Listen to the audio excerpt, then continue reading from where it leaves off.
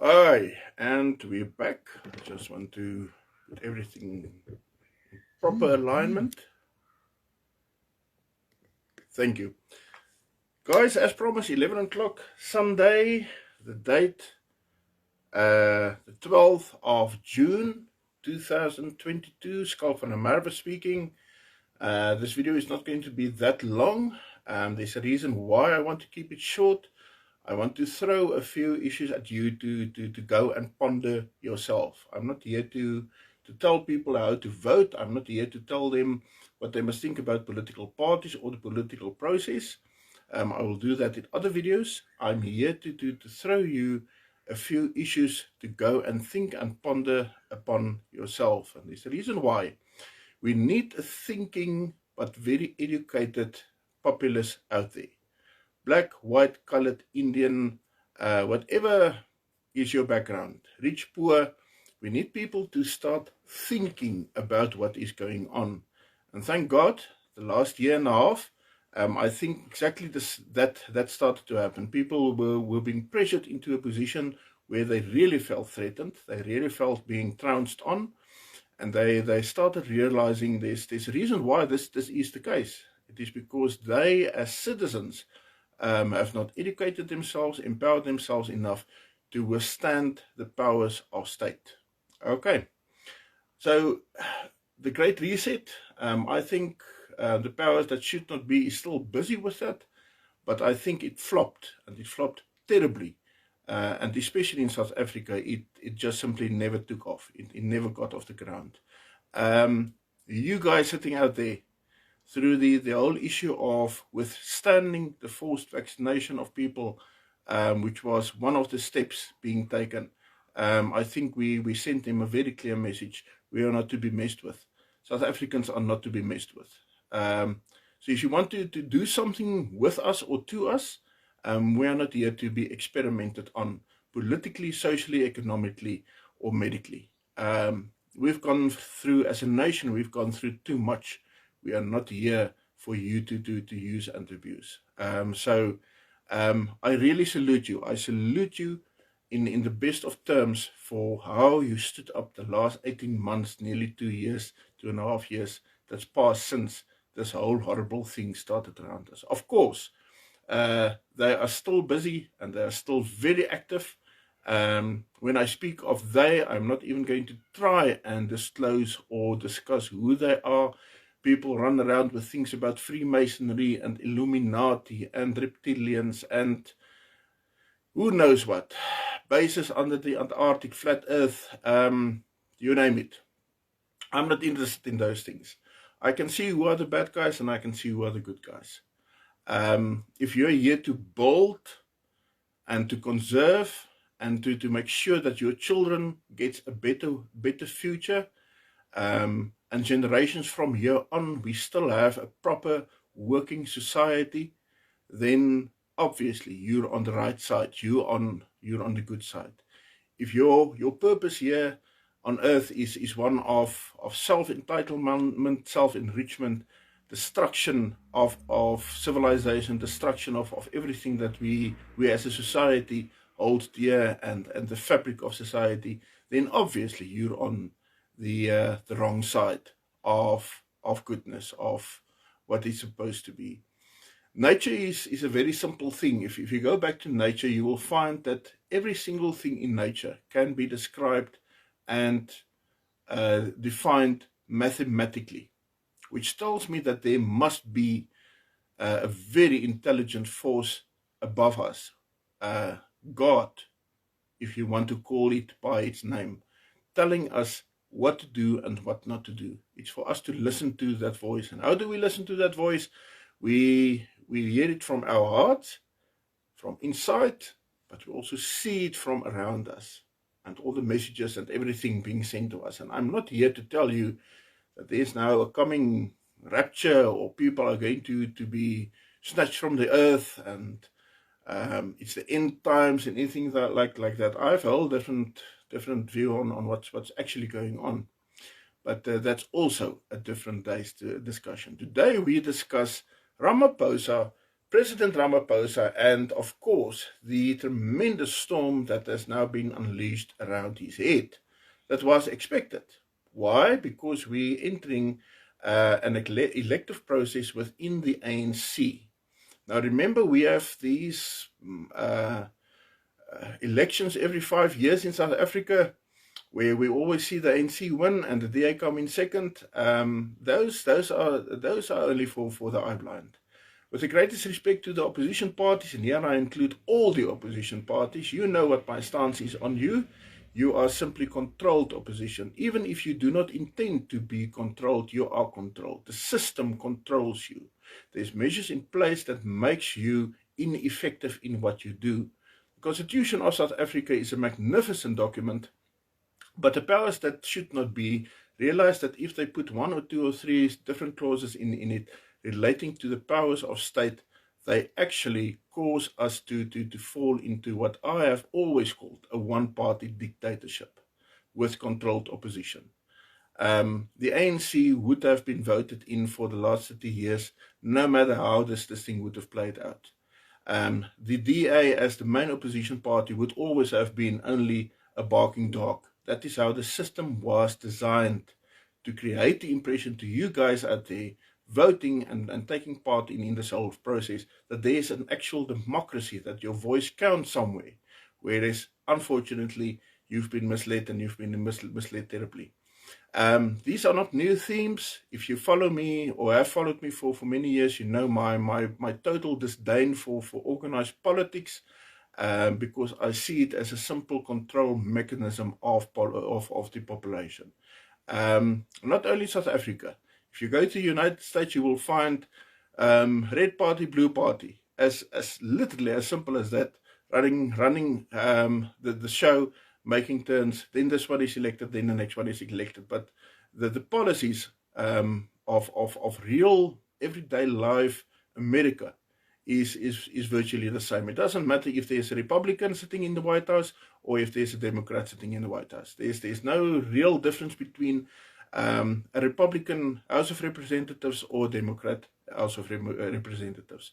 I always use the very simple analogy to describe this to people.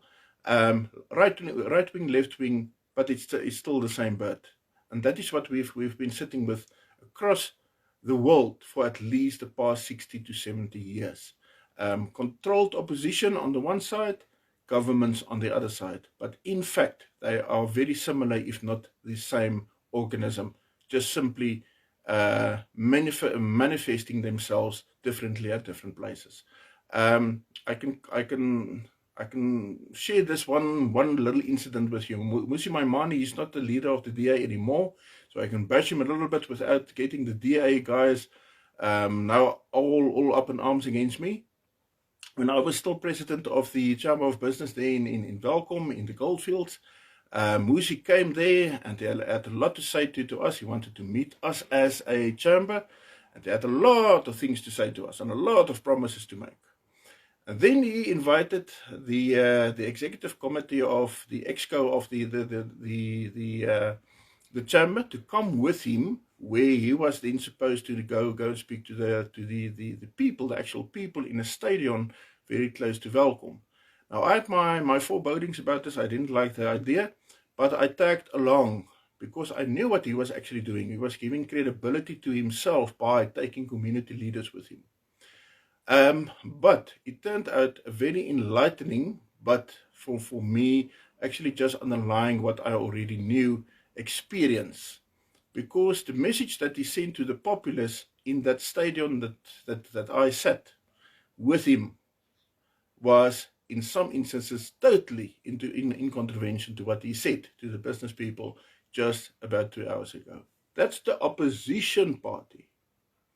If you go to government and you go to speak to the ministers, and I've had contact with ministers up and down for many years, Province Gordon, Red Rob from the Communist Party, to name but two, Zuma himself, Ramaphosa himself, through organized business. I've had my share of those guys. I know what and who you are dealing with. Ace Magashule back in the Free State, everybody knows how I was also instrumental, and I will never take the honors on myself. There was a lot of people doing a lot of hard work to take him out there. But he's still active. Don't make a mistake. But to name a few, Ace Magashule, Mabuza, our current second in command, Mrs. Dr. Female Zuma, Mr. Zuma, ex-president, etc., etc. I have experience of all of those people. I also understand the inner workings of the ANC tremendously well, because I've made it my business to go and find out what goes on inside the ANC. And very long ago, I came to the conclusion that we are not dealing with a political being, corrupted as it is, because politicians and politics are corrupted, are mostly corrupted. I will have to go and think about those that I don't think are corrupted. But I realized that the ANC is just simply a mafia, an organized crime unit operating within the bounds of state. And that is where so-called state capture came from.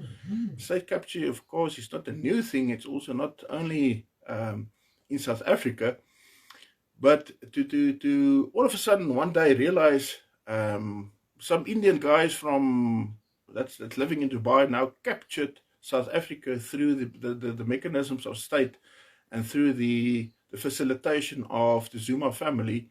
Guys, are you really that gullible? Do you really think that is what happened? And do you really think that was the biggest thing that was happening? You in for a surprise. Okay. So Ramaphosa. Who is this guy? Where does he hail from? Originally, Ramaphosa hails from the trade union movement. He was a trade union official many years ago on the Anglo-American mines. Anglo-American being a big corporation. It's still in operation today in different guises all across the world. The name says it all. Anglo-American, not South African. Right. A company owned mostly by a family called the Oppenheimers. Those people are still around. They're still pretty much running the whole scheme of things, even from behind the scenes. But you must realize where this comes from. Ramaphosa, at that point in time, was clearly identified amongst other leaders in the trade union movement as to be one that could be bought and then raised and basically put into the pocket of the Oppenheimers, of the Anglo-American corporation, big business, globalism, globalist powers, etc. Right. And that is where he was drawn out of the trade union movement and into business. And we all know the story. I mean, you can fall for the whole issue of Ramaphosa being part of the struggle and Ramaphosa being a leader in the fight of apartheid, against apartheid. You can fall for all those things. But through the years, he was being mentored and readied for a certain position and a certain job that he was intended to do. He was also enabled and enriched to the point where he could do what needed to be done. Rewind 25 years, nearly 30 years now. CODESA.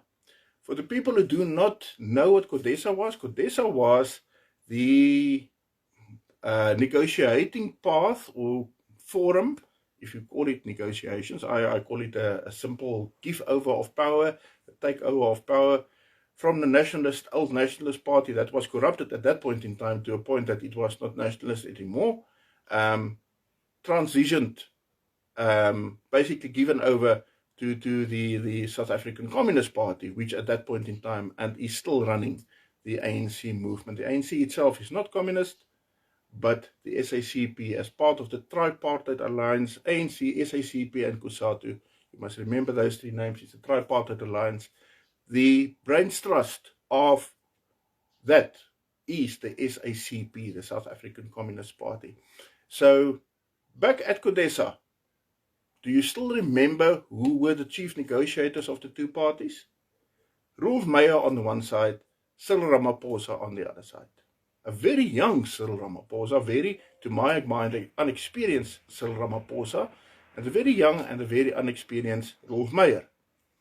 Those two guys getting their instructions definitely not from their own mind and their own view of things, their own point of view, but being arranged from behind, being puppeteered. We all know about the AWB breaking into the convention center there in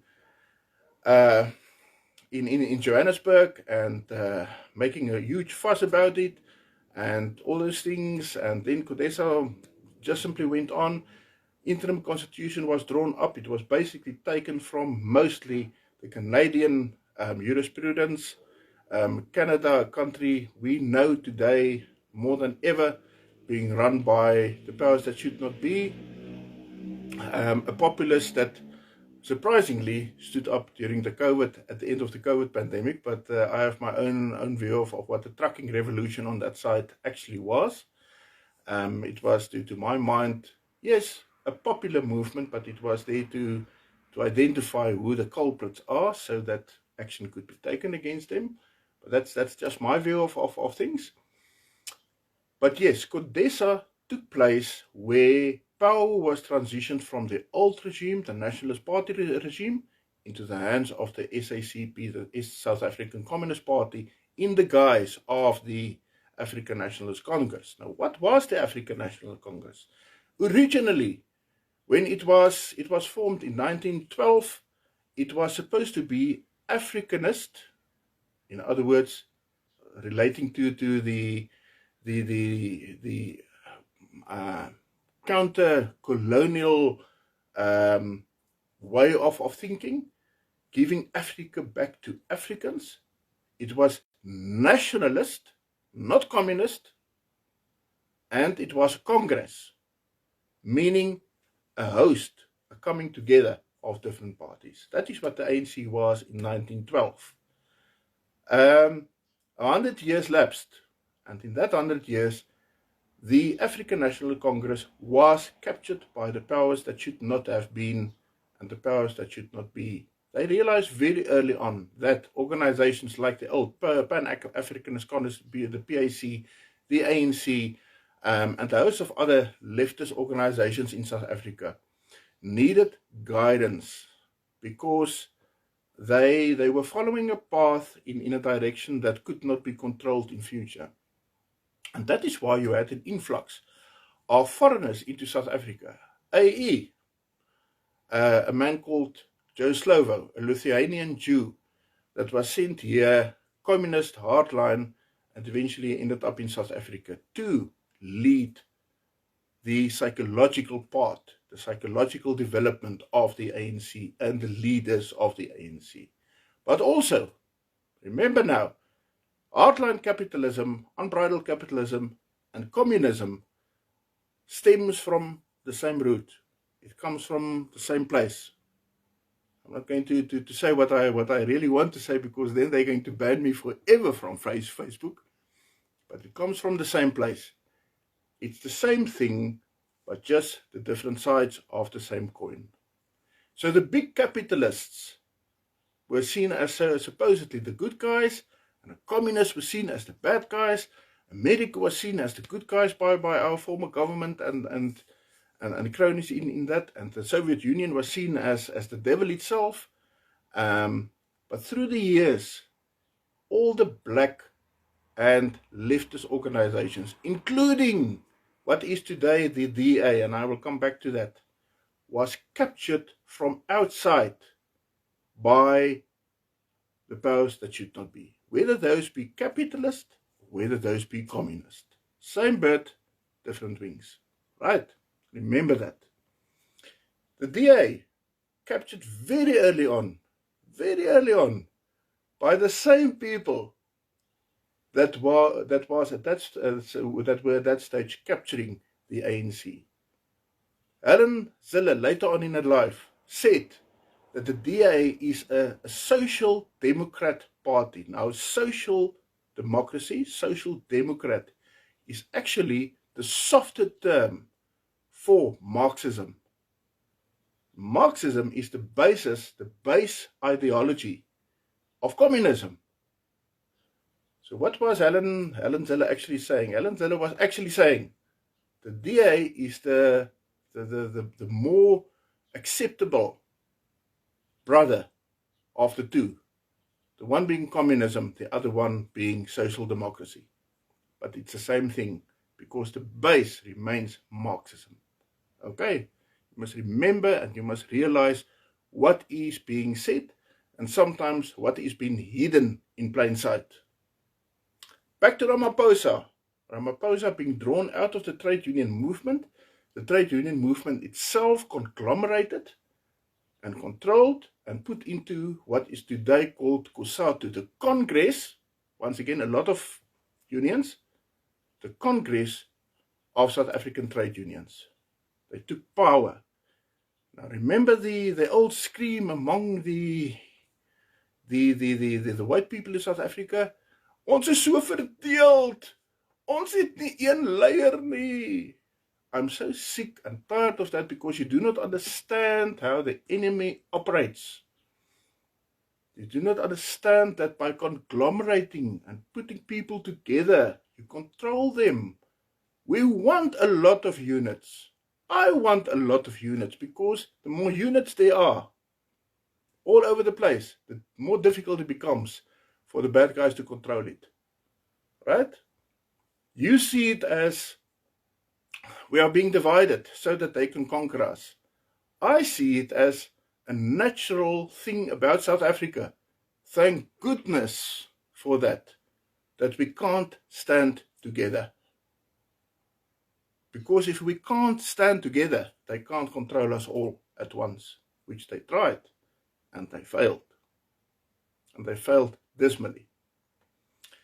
And Ramaphosa is taken out of the trade union movement, empowered, enriched, becomes the main puppet on the left at CODESA, and then after doing his work at CODESA, serving in more than one of the governments of Mbeki later on, for instance, in a very secondary type of role, not prominent out there. Inside the ANC also, himself, people like Toko Segwale, and I can name you a host of other guys. Mandela himself, becoming billionaires literally overnight through the number one funding directly from capitalism, but also through the system of black empowerment that was put into place in South Africa. Now, the scheme of black empowerment is based on something very nefarious. It is where you take a racial group, tell that racial group that because there were now misdeeds against you previously in the past, you have something special now. You have more rights. You are more equal than the next guy, right? That is what it stands on, right? Righting the wrongs of the past, right? That is what it stands for. That is also the motto of the DA. That is also the motto of the ANC. Same bird, different wings, right? Redress. You remember that word that were thrown around a lot during the past 20 or so years by both the ANC, the DA, and even the Freedom Front Plus. Because the Freedom Front Plus, with the greatest respect, my friends, you can believe it's your friend until you realize they were all part of this whole thing.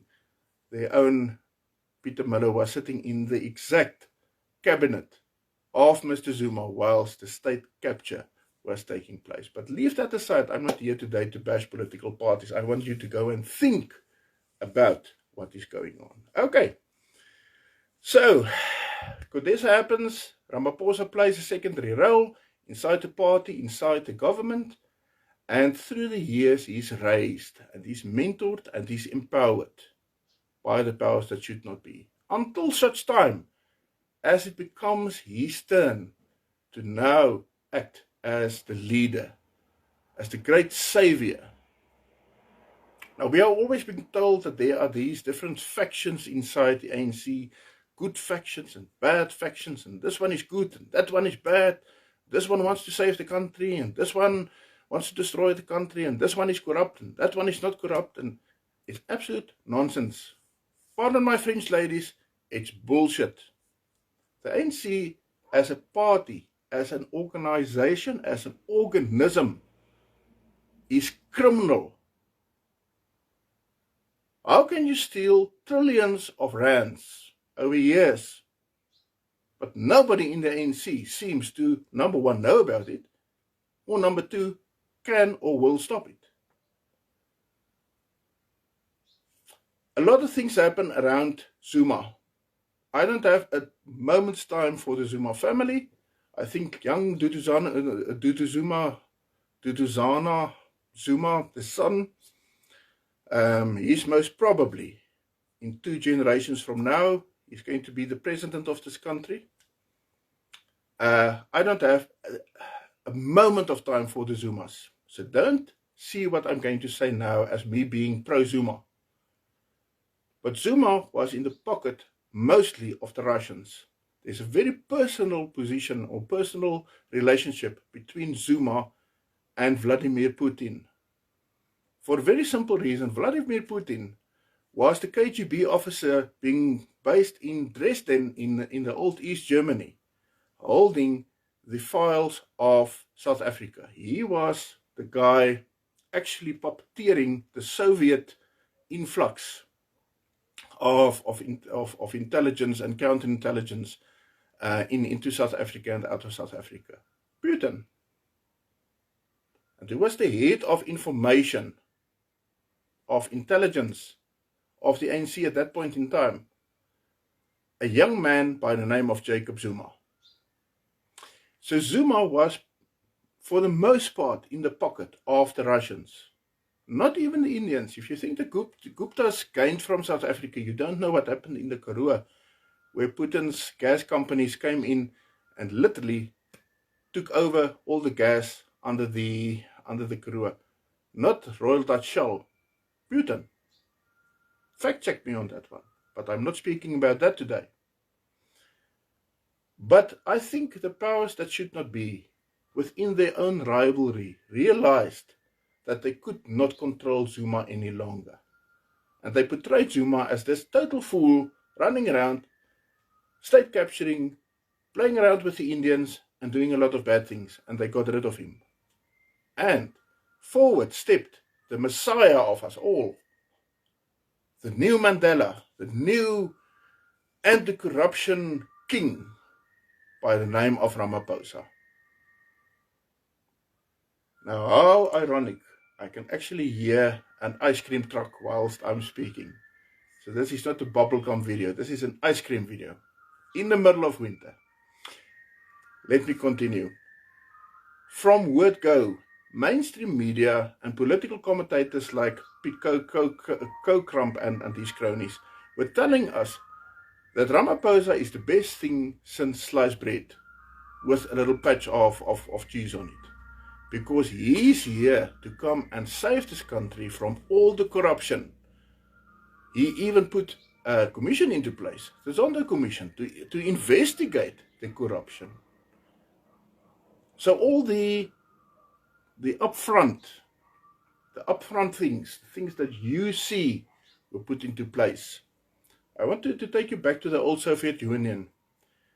In the old Soviet Union, they had these tremendous and publicized show trials, where one of the party fell into disrepute, or sometimes he decided to take the fall. They would have these huge show trials, showing to everybody how in the Soviet Union corruption is being fought. The states, the enemies of state is being fought. The unpatriotic ones are being fought. Those against the revolution are being fought in these huge public show trials. With the greatest respect to Justice Zondo, you presided over nothing more than a huge show trial. And that show trial wanted to point into the direction of a certain part of the ANC being corrupt and a certain person enabling it, so that the bigger thing could be hidden in open sight. And what was the bigger thing? The bigger thing was the capture of South Africa by what is now called the corporations. It's not called communism anymore. It's called communitarianism. It's a term that we're going to not hear so often, but if you go in and see what it is, you're going to realize exactly what we're dealing with. The corporations have taken over South Africa. The ANC is not running South Africa anymore. The Zumas are not running South Africa anymore. The Russians are certainly not running South Africa anymore. If you thought the Chinese were running South Africa, I think you're very mistaken, because China has also been taken over by the corporations.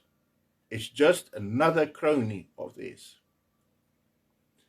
And then COVID happens.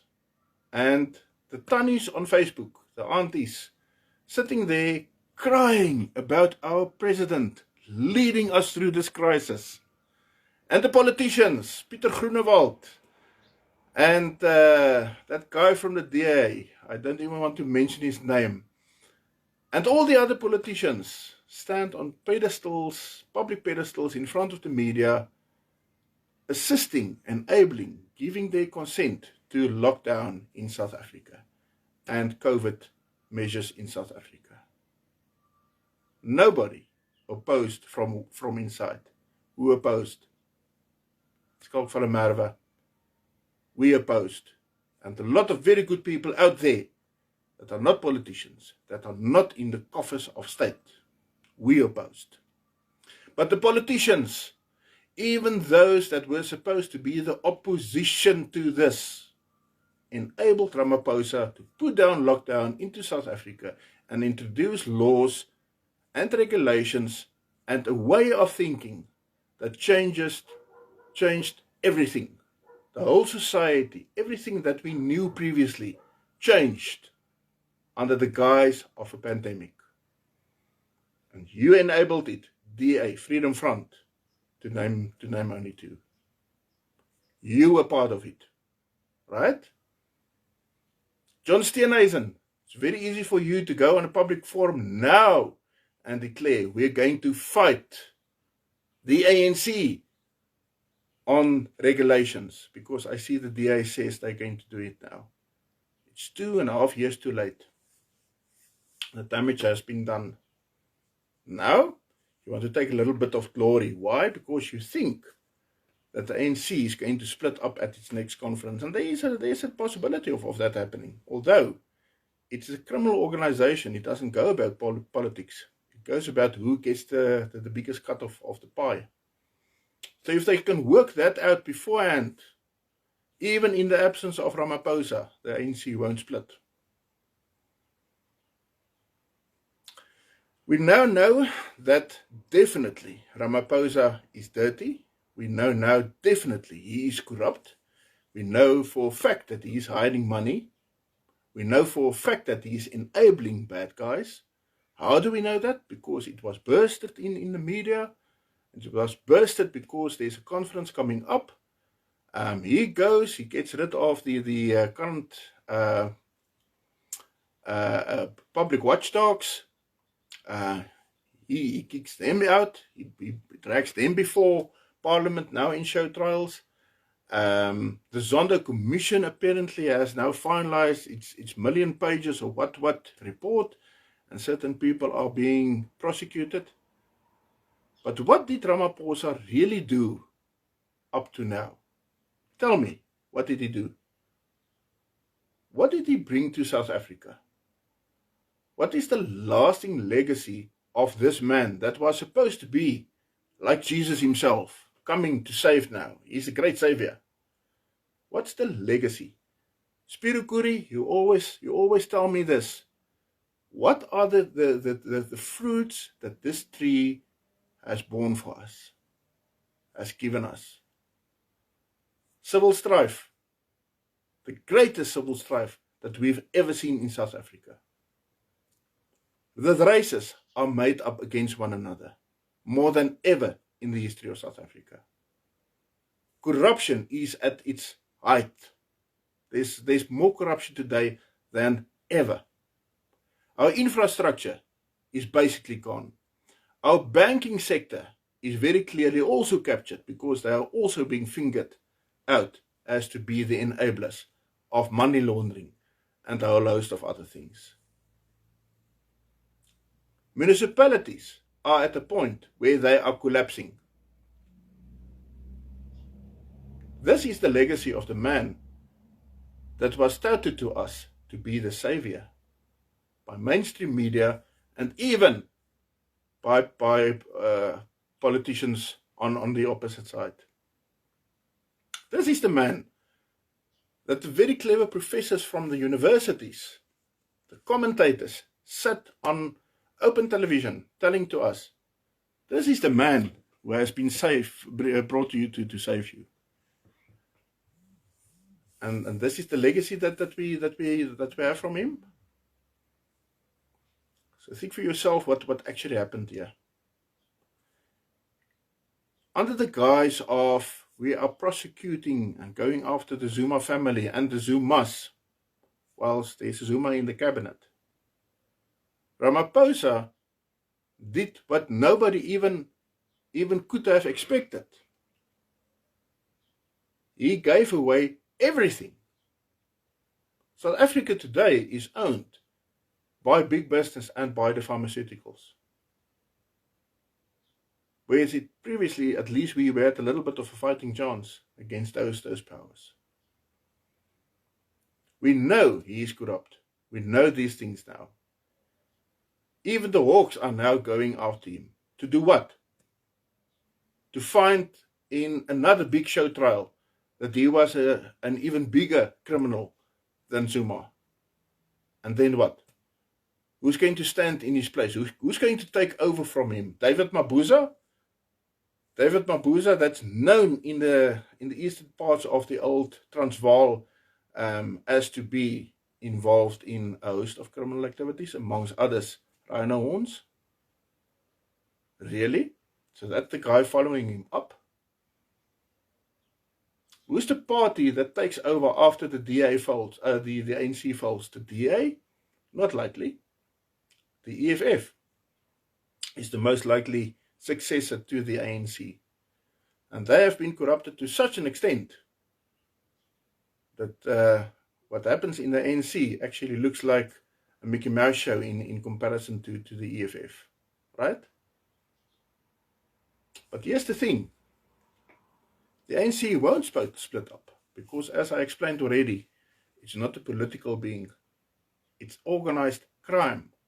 And if you study organized crime, you realize that the crime families know who is who inside those organizations.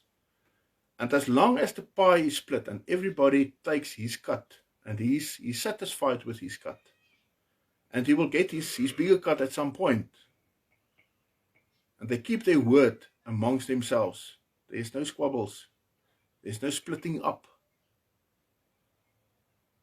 Go and look at the voters in South Africa. People stopped voting because in their minds the ANC will always win. The DA will always be the opposition. And that is why nobody is voting anymore. Nearly half of our constituency out there is not voting. They could vote the ANC out tomorrow, but what's the opposite? What's the alternative to the ANC? The DA? Are you sure? The EFF? Do you even want to take a chance? That's the problem that we are sitting with as South Africans. There are, of course, there's alternatives, but it's an alternative not to a political party, it's an alternative to the whole system. You will have to overhaul the whole system and go back to what we know works in South Africa, and that is self-determination. But once again, that's a subject for a whole different day. Okay. How much did Ramaphosa siphon off? I don't think we will ever know. Who are his friends? I think we're going to start seeing who his friends are and who were the benefactors of what he was busy with in a couple of months, if not weeks from now. But he's only one of many inside I think, one of the greatest and biggest crime organizations on earth. So it doesn't matter. If you take out Ramaphosa, he will just be replaced by another criminal. It's unfortunately the situation that we are sitting in.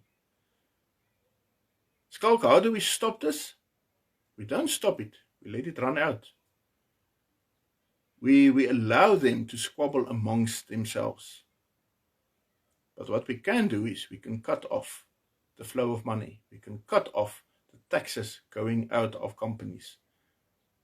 In legal ways, I'm not inciting anybody to do anything illegal. War? Do you really think a civil war is going to work out here? Do you really think splitting of the Western Cape is not going to cause a civil war? Who's going to win in that war? Here's my answer to it. Nobody. Do you know how a civil war looks like? Do you know how a country looks like after a civil war?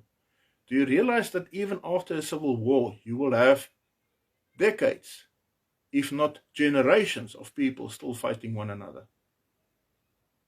So that's also not an option to our availability. But we must be very realistic about that. So what's left? In the coming weeks, I will tell you my vision. I will tell you what I think could work. Because we've reached that point where whatever was before came to an end. The Great Reset did take place, although a little bit less unplanned and less as it was planned by the powers that should not be. But it came to an end. And in the wake of it, feeding off that dying carcass, we must now find our way. Yes, it's dark out there. Of course it's dark. But we will have to find those guiding lights. We will have to go and look for them. And we will have to rebuild. It's going to be a tremendous task. Because we will have to go and rebuild civilization from start, from scratch. Because what is left today in this world is not civilization anymore. It's a long, hard path that's in front of us. Ramaphosa, how this thing will play out? He will most probably be brought on criminal charges. He will not be arrested. They don't arrest the big leaders. And the show trial will take place.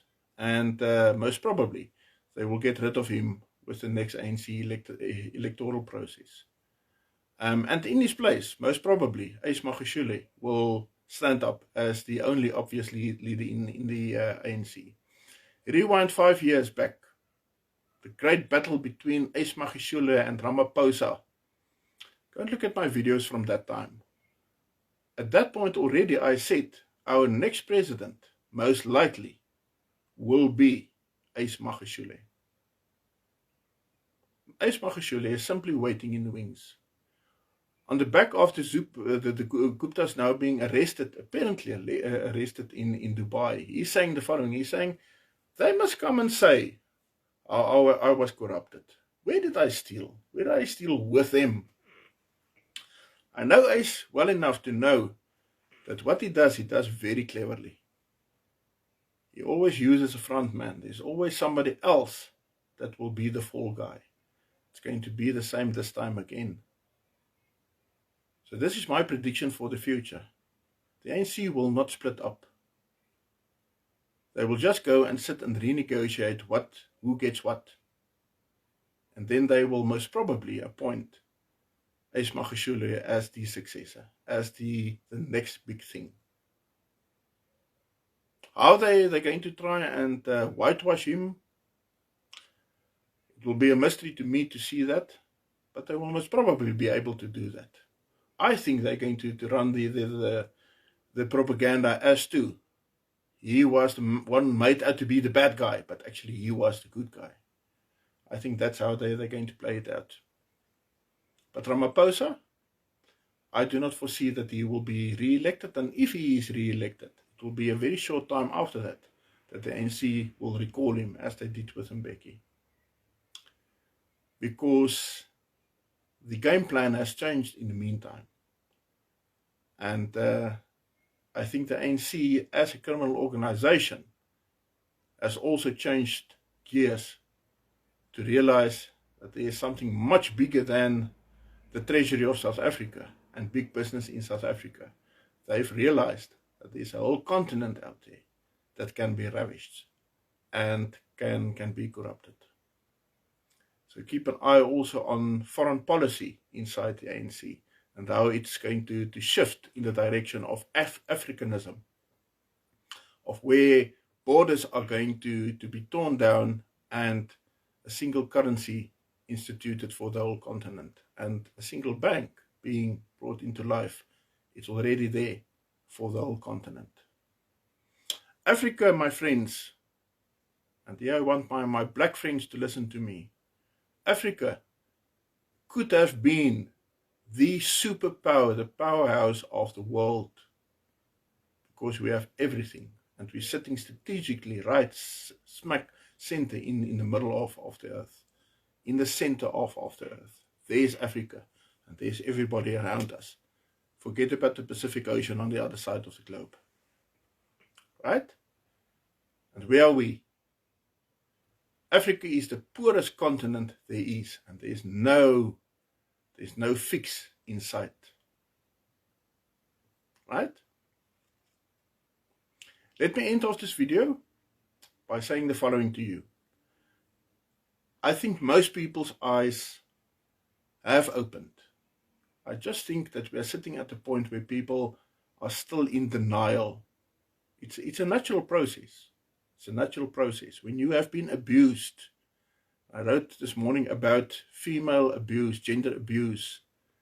You are sometimes so demoralized. It's a process of demoralization that you do not even know that you're a victim. And if you find out you're a victim, you deny it because you feel ashamed at what was performed on you. I think we're there. I think people's eyes are open, and they are wide open. We are just at the point where denialism is now still the biggest problem. Okay, let me end off this video. I want you to go and ponder about these things. Why do I carry this hat? The black American flag? Because America woke up. They woke up to the idea that blue and red are not the only choices. There's also a black. Traditionally, in the American armed forces, if they become embattled, they become surrounded, they know they have to fight to the last bullet and the last man, they tend to raise a black flag. You will find that often, especially amongst the Marine Corps. They raise a black flag. And that black flag is actually a symbol. And it goes back to the old Spartan battle cry that you know so well. Molon Labe, come and get it. If you want my country, if you want my gun, if you want my possessions, if you want my house, come and get it.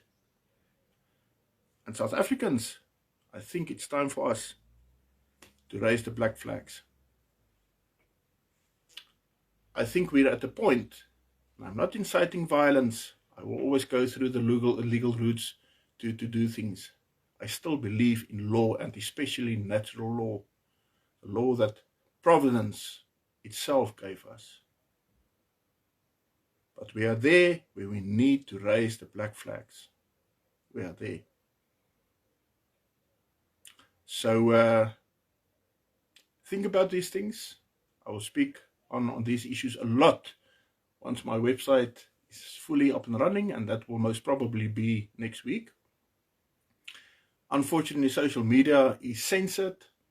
It's censored to the point that when you say a certain phrase, you will most probably be banned off Facebook for the rest of your life, and then I have no voice. We will be banned off Telegram and I have no voice. But we will have to go and think hard about what is actually going on around us. And we will have to realize that we're not going to be saved by simply changing a political party from power. We're going to have to change everything around us back to normal again. And it's going to be a tremendous task. I salute you, and we will speak again to one another in the coming week. I love you all.